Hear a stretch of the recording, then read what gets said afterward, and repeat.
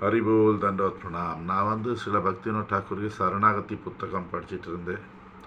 சரணாகತಿಗೆ 6 ಅಂಗಗಳು: பணிவு, ನಾನು ಎನೆಗೊಳ್ಳೋದು ಬಿಡ್றது, ஆத்ம நிவேதனம், எல்லாம் பகவானுக்கு அர்ப்பணை பண்ணுறது, பகவான் தான் இந்த உலகம் நடத்திட்டு இருக்காரு அந்த நம்பிக்கையுடனே வாழ்வது, பகவான் நமக்கு எல்லா விதமான சூழ்நிலையில் காப்பாற்றுவார் அந்த நம்பிக்கையுடனே வாழ்வது, பக்திக்கு இடைஞ்சலுள்ள வேலைகளை விட்டுறது, பக்திக்கு உதவியான வேலைகளை செய்யறது. இது ஆரோக்கிய சம்பந்தமான எல்லா கீர்த்தனை படித்தாச்சு. இப்போ பஜனை லாலசா பக்தி கூட்டுறதுக்கு நம்ம பாவம் எப்படி இருக்குன்னு அதுக்குள்ள 8வது கீர்த்தனை நீங்கள் படிக்கப்படும். हरिहे तुम्हारे भूलिया अविद्या पीड़ाए पीड़ित रसना मोर, कृष्ण नाम सुधा भाल नाही लागे விஷய சுகத்தை போர். ஓ பகவான் ஹரி, நான் உனக்கு மறந்தேன், அதுக்கு வேண்டி என்ன நாக்கு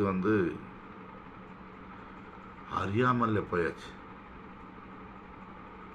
எனக்கு உன் திருநாமம் அமிர்தம் போல இருக்கு, அது பிடிக்கல. விஷய சுகம் பிடிக்குது. விஷய சுகம் சொன்னால் 5 நம்ம புலன் என்ன ஆசைப்படுறது, பார்க்கறது, கேட்கறது, சுவாசனை பார்க்கறது, பேசுறது, இல்லை சாப்பிட்றது, இது எல்லாமே இந்த உலகத்தில் உள்ளது பிடிக்குது.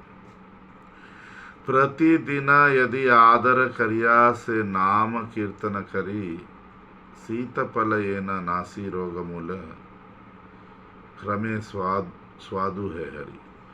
தினமும் பகவான் ஆதரவு வச்சு ஒரு நாம கீர்த்தனை பண்ணா, ஜபம் பண்ணா, சங்கீர்த்தனை பண்ணா, எப்படி மஞ்ச காமாலே ஆனவங்க கல்கண்டு சாப்பிட்டு மெல்ல மெல்லமாக நோய் போயிடும், அப்படி நடக்கும்.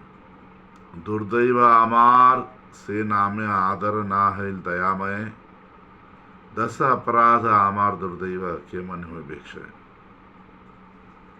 ஓ கருணை உள்ள பகவானே, எனக்கு கெட்ட டைமு, எனக்கு உன் திருநாமத்தில் ஆக்கர்ஷணை கிடையாது, ஆதரவு கிடையாது.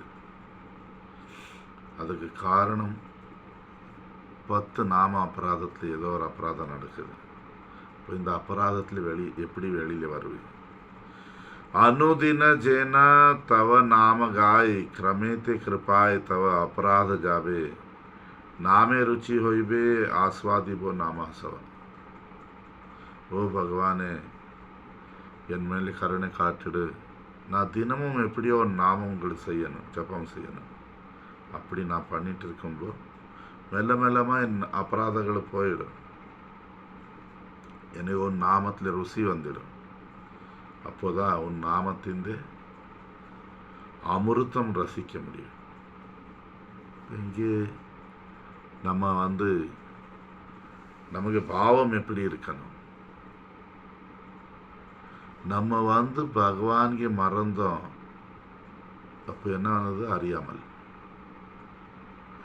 எவ்வளோ நம்ம பகவான் நாம பண்ணிட்டு இருக்கோம், அவ்வளோ பகவான் பார்த்து நமக்கு அறிவு வருது. சத் சங்கம், புத்தகம் படிப்போம், எங்கேயும் ஹரிகதா கேட்போம். பட் எல்லாத்துக்கு காரணம் எது இருக்குன்னு நாம கூட்டுறது. நம்ம பகவான் நாமம் பண்ணல சொன்னா, பகவான் நாமத்தில் உள்ள அமிர்தம் ரசிக்க முடியாது. அந்த அமிர்தம் பலன் அனுபு, அமைதி, ஆனந்தம். ஹரிநாமம் நம்ம ஜபம் செய்யறது, சங்கீர்த்தனை பண்ணுறது பலன் அமைதி, ஆனந்தம், அனுபு. அது நமக்கு கிடைக்காம இருக்குச்சுன்னா இல்லா நமக்கு விஷய சுகத்தின் ஆசைகள் இருக்கு. நம்ம ஜபம் செய்துட்டு இருக்கோம், நமக்கு அமைதி, ஆனந்தம், அனுபு கிடைக்காம இருக்கு சொன்னா அதுக்கு காரணம் நம்ம விஷய சுகத்தில் பற்றுதல் இருக்கு. ஜபம் செய்துட்டு இருக்கோம், இந்த உலகத்தில் சுகம் எதிர்பார்த்துட்டு இருக்கோம். அது கண் வச்சு இருக்கலாம், செவி வச்சு இருக்கலாம். திருப்பி அதை சொல்லிட்டு இருக்க, மூக்கு வாய். இங்கே நமக்கு பற்றுதல் இருந்தா, இங்கே சுகத்தின் ஆசை இருந்தா, நம்ம பகவான் நாமத்தில் உள்ள அமிர்தம் அனுபவிக்க முடியாது. அதுக்கு வேண்டி என்ன பண்ணணும்? நம்ம தினமும் ஹரிநாமம் பண்ண ஆதரவு வச்சு, எப்படி மஞ்ச காமாலே வந்தவனுக்கு கல்கண்டு கொடுத்தா கல்கண்டு அவனுக்கு இனிப்பு கொடுக்காது ஃபர்ஸ்ட்ல. பட் அந்த கல்கண்டு சாப்பிட்டு அந்த கல்கண்டு தான் மருந்து. அப்படி ஹரிநாமம் தான் இங்கே மருந்து. எவ்வளோ ஹரிநாமம் பண்ணும் அவ்வளோ நம்ம அனுபவம், ஆனந்தம், அமைதி பக்கம் போகும். பட் ஒரு காரணம் இருக்குது, இன்னொரு காரணம் நமக்கு இடைஞ்சலுக்கு. அது 10 நாம அபராதம். இப்போ நம்ம மெல்ல மெல்லமாக மாதத்தில் ஒரு வாட்டி, 15 நாளில் ஒரு வாட்டி இந்த 10 அபராதம் என்ன அது படிக்கணும். அதுக்கு பார்த்து யோசனை பண்ணணும். நான் எந்த அபராதம் தெரிஞ்சோ தெரியாமல் பண்ணிகிட்ருக்கேன்,